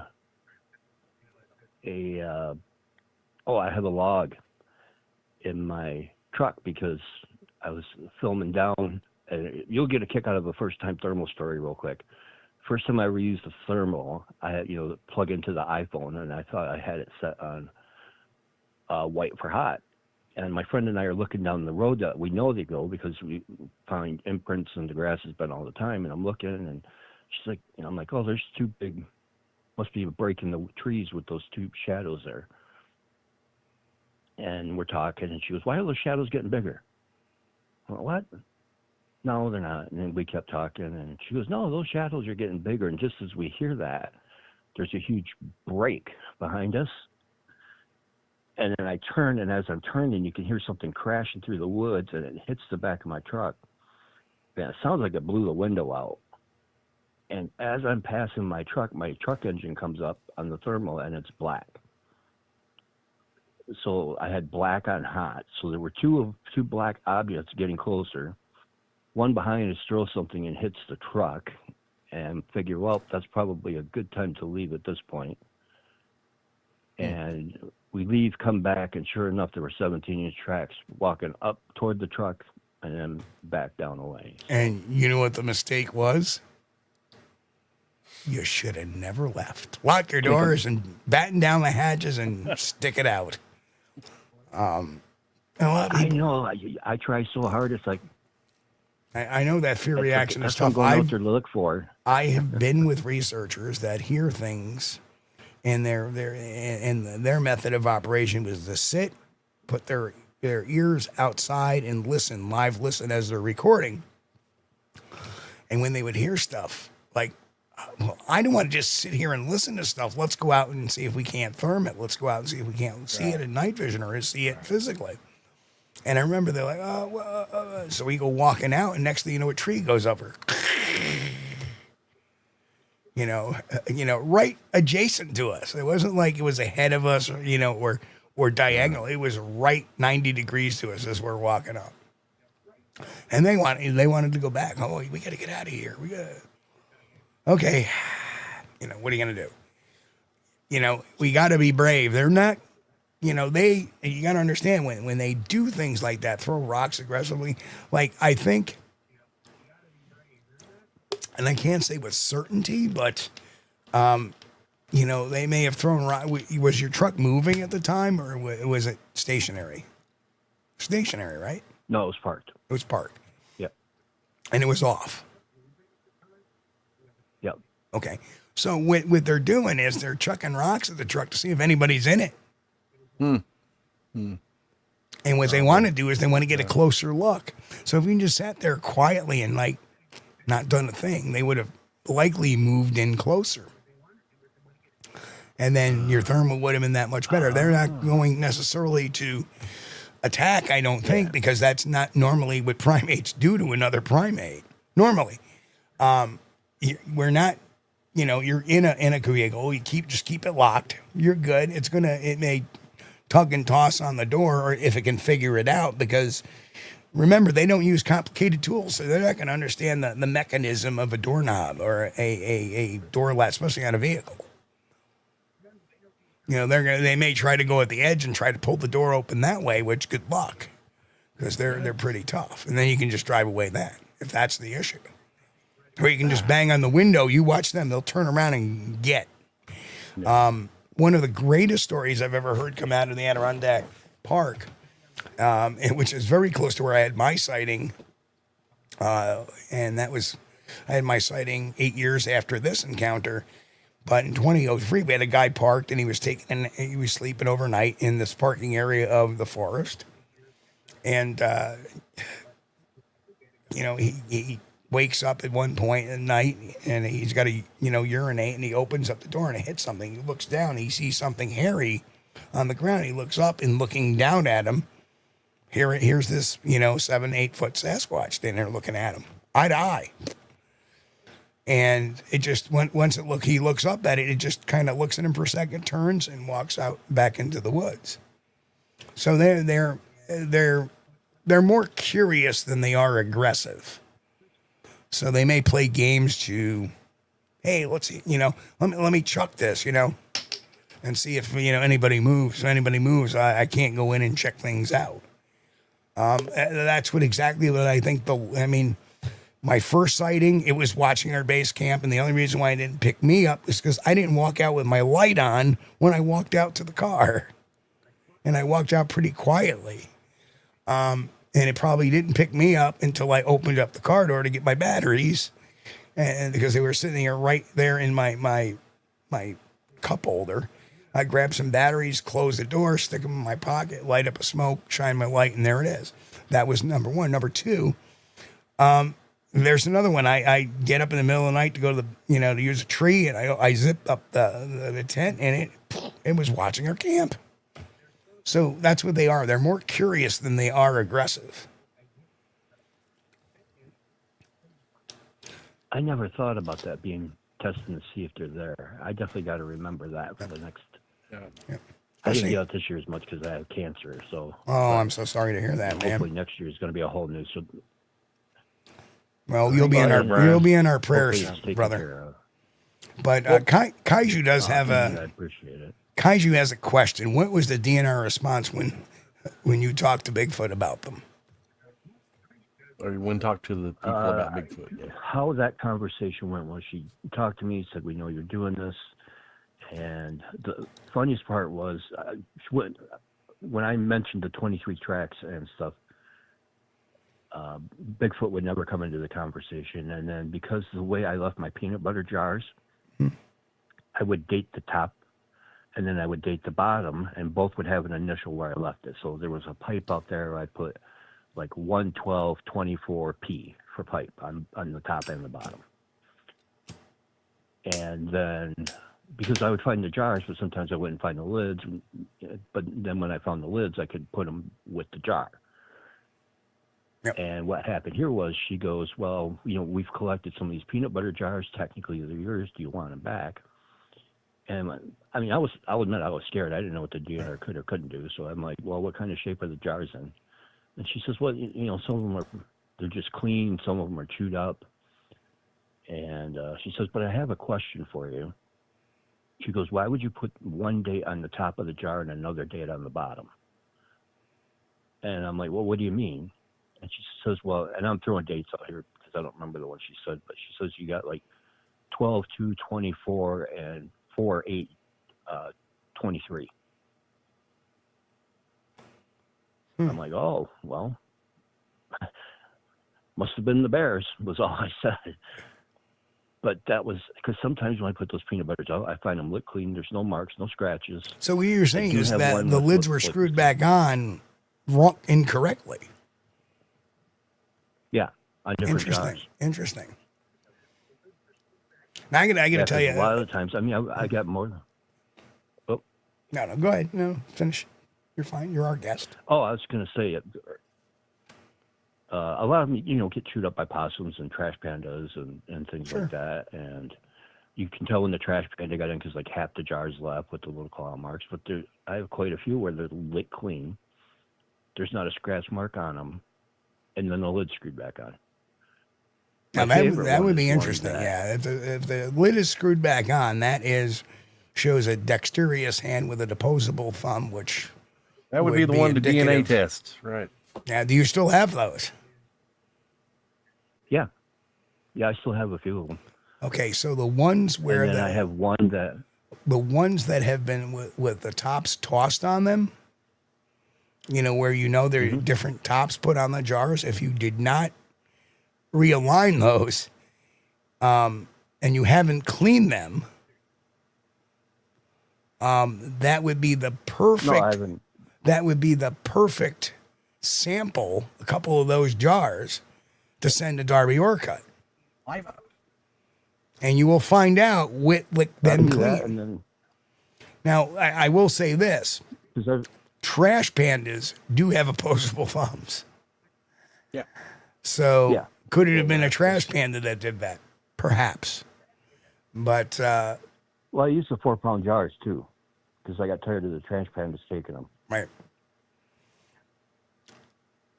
And I do have, believe it or not, this is, in the little community I am, people make fun of me, but what I think is Bigfoot fecal matter in my freezer.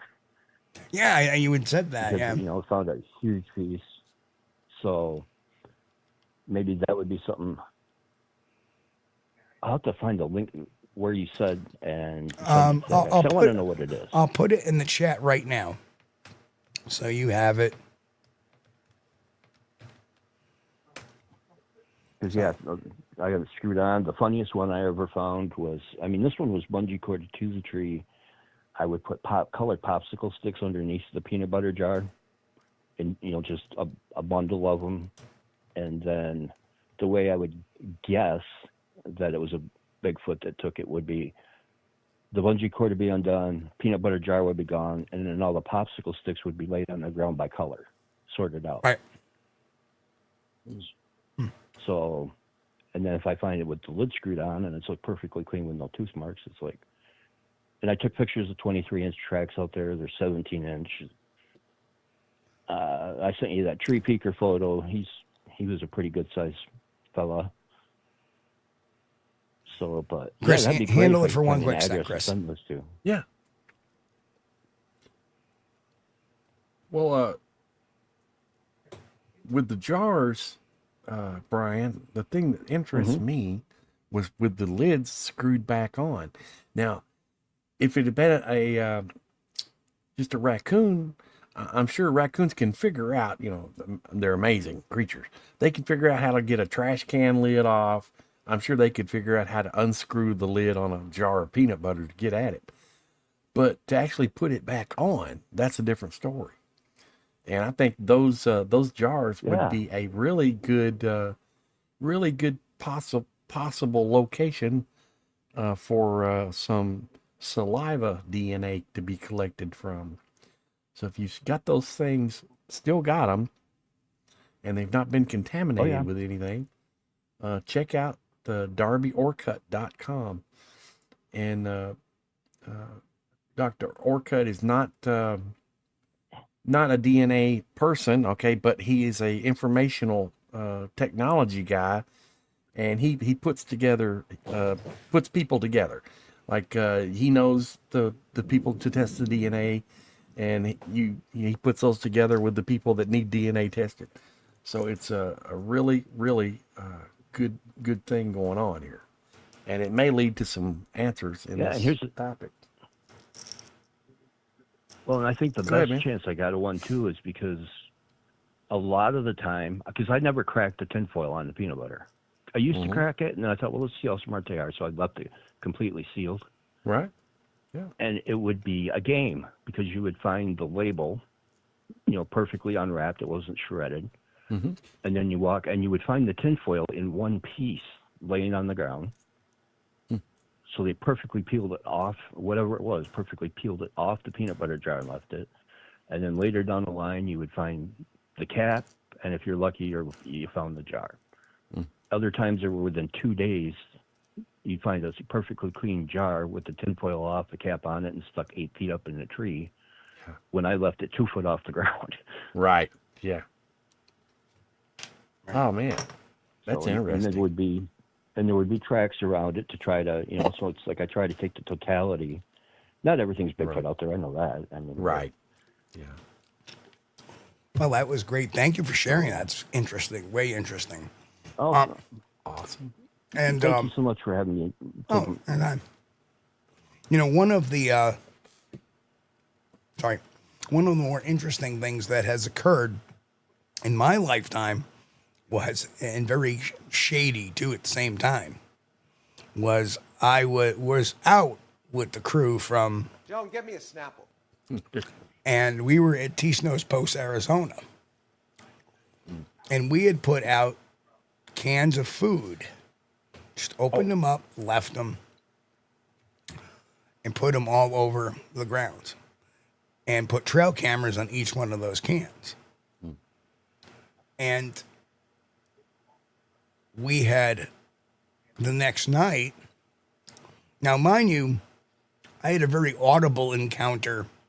And when I say audible encounter on that very trip one night, it was the night before, when one of the guys, actually the skeptic guy in our group, saw something obtrude a street light way off in the distance, as if a dark object had moved across it. Right. And he recommends that, Steve, you might want to get your night vision out. And I didn't ask him why, but I knew something was bothering him. So as I go around the truck to get my night vision, something not 5 feet behind me turns around and runs off. And you could hear it go, poof, poof, poof, poof. And the next day we found that it knocked the fence over on the other side. Like it beat feet. And literally that was the first time and only time. One of two times. This time I drew my knife because I wasn't wearing my mace. I drew my knife because I didn't know if it was coming at me or running away. There was one other time a dog came running out of the bushes, looked very aggressive, and I pulled my mace out of my canister, and I was getting ready to deploy it because it was going towards one of the other researchers. Right. And just in time, as I was about ready to deploy, the guy's like, "Hey, get over here." He starts yelling at the dog. Dog stopped, turned around, like, thank goodness. That dog looked like he was going to take a bite out of somebody. But so we put these, the next night we put, evening, we put all these cans of various foods out. And the substrate was very sandy, and believe it or not, it did not conform. Like, you could step in it and you couldn't tell it was even a boot print. It just, fills right back in. It's so loose substrate. Right. And the next morning, one of the cans was missing. Just gone. Nobody could find it. Well, let's look at the trail camera. Well, they looked at the trail camera and they wouldn't show me. What's on the trail cam? Oh, nothing.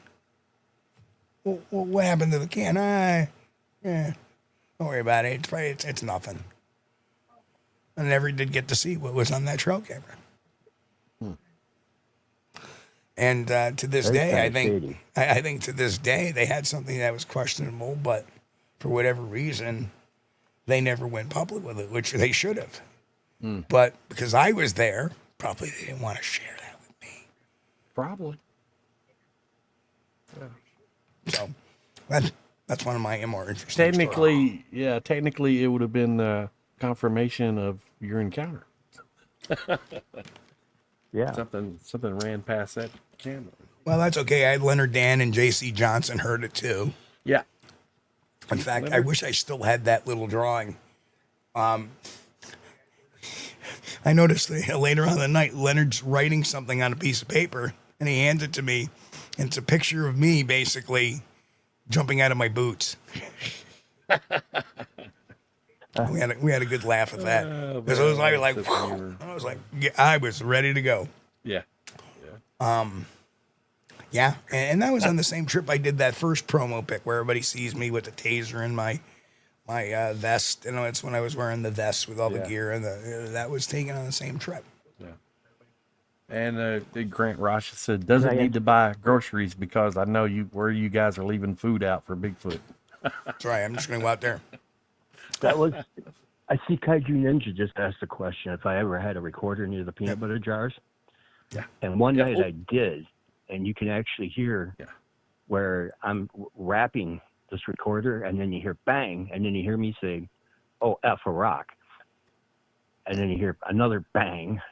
So something's chucking rocks while I'm trying to wrap this recorder, and I leave.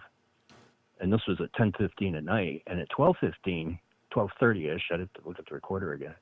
You can hear something banging around in the woods, like tree knocks and banging, and then you actually get like a little bit of samurai chatter.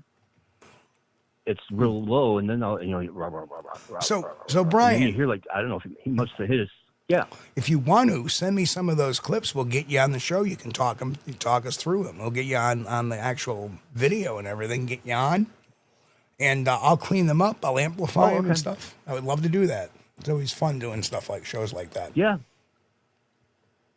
I will send them into you. Yeah, we'll get them. I know I sent you some stuff, so the same email, right? Yeah, yep, absolutely, yep. Admin? Yep, admin at Squatchdetective.com. All right, that sounds great. Yeah. And your pictures. I mean, there's something there, but Me too. it doesn't hit that quality of proof that we can say that's a Bigfoot for sure, unfortunately. And that does happen. Yeah, I knew it wasn't a needle mover. Yeah. But just keep on trying, man. People are taking pictures of stuff like that. They hear something, they take a picture. I had a guy named Adirondack Jack. It was his handle. And he was a fishing guide up in the Adirondacks. And he had several encounters over the years. And he always kept one of those disposable cameras in his pocket. That was back in the day when we really didn't have much digital photography. Yeah. And he snapped a couple of pictures when he saw one. And it's a blob squatch because, it's a disposable camera taking something at a distance, away. But you see something dark there, you just can't make out any definitive form. Somebody could say it's a bear. Somebody could say it's definitely not the same shade of color as its surroundings. So, but you have to take that blob squatch with the grain that, hey, I saw this. Right. I think that helps. It supports that you've got something going on there. Right. And you're not going to be able to photograph your imagination. See, the unfortunate thing is that we've grown that there are so many people just randomly taking pictures saying, oh, there's a squatch, there's a squatch, there's a squatch. We forget that if somebody takes a picture of a blob squatch and sees it, that blob squatch is kind of a corroboration that they had seen something. Right. Not the other way around. It's not, well, that's no good. Well, they saw it, for Christ's sake. That matters. Yeah. There's something there. Right. Maybe we can't tell what it is, but there's something there. I am so proud of myself. I appreciate all the input. 3.5 hours plus this too, talking Bigfoot today, man. That's 5.5 hours of talking about Bigfoot. This was Bigfoot Sunday all day. Well, I got to talk maybe for an hour today, so. Well, I can't appreciate you guys taking my call. I mean, you guys are two of my bucket list people I've always hoped to talk to. So, we appreciate that, Brian. And for nothing, we're just and talk to us. So we're just plain ordinary dudes that have been doing this for a while. That's all. Enjoy having you call in, Brian. Well, I appreciate it. I'll get those. Thank you, and I'll get those files together. Yeah, we love to get you on, even if it's just for like an hour or something, just to talk about that again, and let everybody hear it. I'll clean it up, let everybody hear it, and that would be great because I love presenting evidence, to people. That's the fun thing about, a lot of times we get a lot of garbage, but every once in a while we get something like the what was it, the Poplar Bluff trail cam photo. That was really cool to present that and have the witness on the show and talk about it. Or I should say the what was that? Huh? Was it Poplar Bluff or was that was Poplar Bluff. Okay. I'm looking right at the file folder. Okay. I get those mixed up too. Yeah, you're thinking of Cannon Creek. Thank you. And that was the thing. Brian, you have a great night. Thanks for calling in, brother. Thanks, Brian. You too. Thank you, guys. Have a great night. You too. And there we have it. What a great guy. Yeah. Interesting stuff. Yeah, Kaiju Ninja It's said. so good when this thing works. It works. Oh yeah, it worked great too. And the nice thing about this is that I can raise the level. Okay, we got another one calling in. Yeah. This is going to be Mick. Yeah, it's Mick. How you know? Hey, we can hear you. Yeah, sounds good, Mick. Finally, I don't sound like I'm drowning underwater, right? No, not at all. No, I just had to call back because last week you couldn't hear a damn thing I was saying, and I wanted to say your idea of the future streaming show that you want to do. Yep, that's absolutely amazing. I'm 100% behind that. You guys, if anybody's going to do it, you're it. Well, I don't know if it'll be the end all to solve the issue, but I appreciate that, Mick.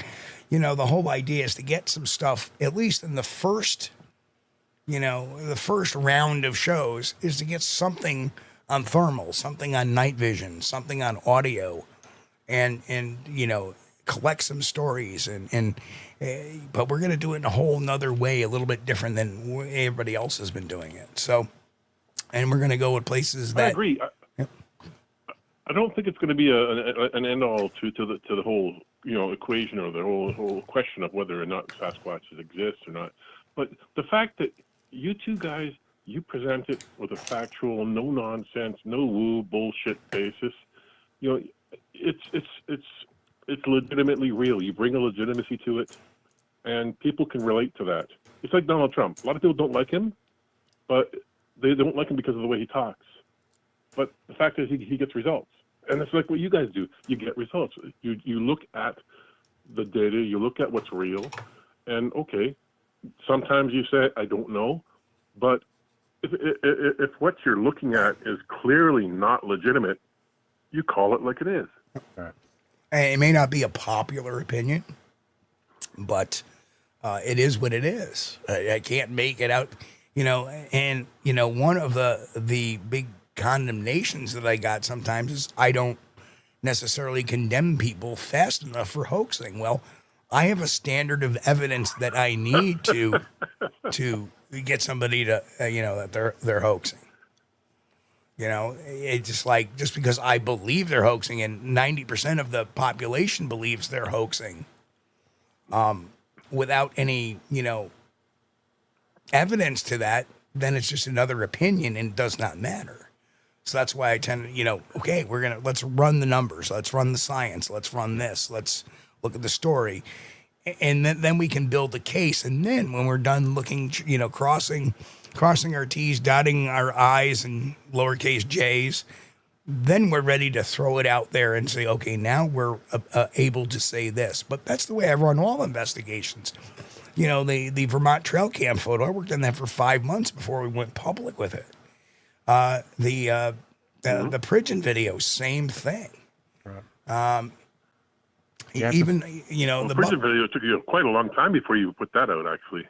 Yeah, well, that was filmed in 97. I didn't get it until 2002, and I didn't put it out till like 2003 or 4. And it took off like wildfire, and I knew it would.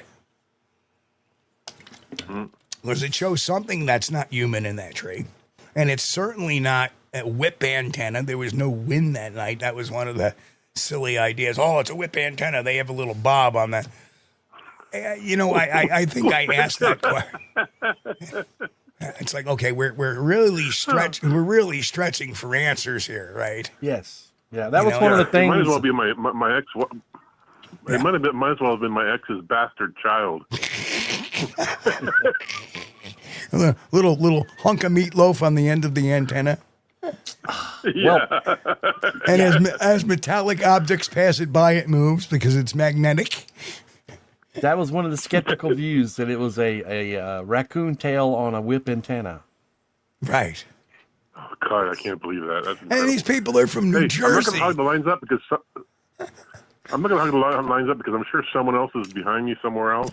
But look, I'm 100% behind you guys. You know it. I'm legit. I like to have fun. Go for it. Amen. Well, we thank you, Mick. Thank you, Mick. Appreciate you, buddy.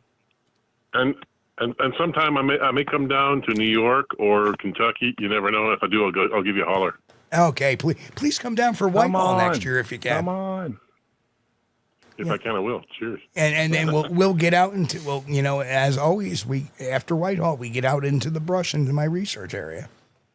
Yeah. So this year was a little muddled because it was so warm. 350-pound guy out in the bush who's half tanked. And that's okay, you know. Well, Mick, you're welcome. You're welcome to visit Kentucky anytime, bud. You can visit the Mammoth Caves while you're here. Do the tourist thing, and you know, take the tour. And if I ever go to Mammoth Caves, I'll be giving you a call for sure. Because yes, sir. Yes, sir. That's definitely on the map. Kaiju Ninja says it was Hey, it was a baby platypus in a tree. No, that was Noel's video. That was a baby platypus in a tree. Not that one. Oh man.